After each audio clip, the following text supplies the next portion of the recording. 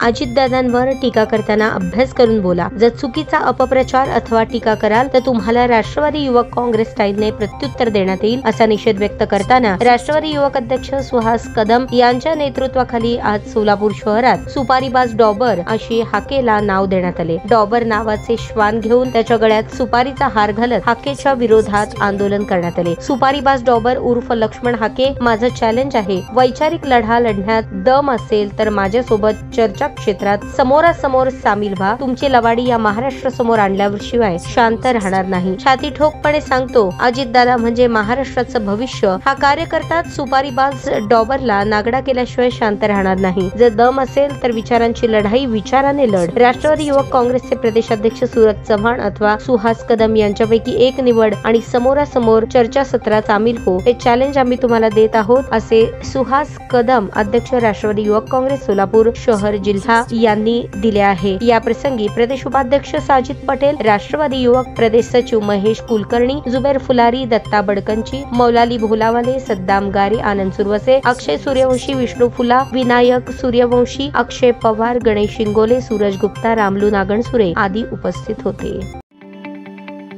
ताज्या बातम्या पाहण्यासाठी प्राईम महाराष्ट्र न्यूज चॅनलला सबस्क्राईब करा.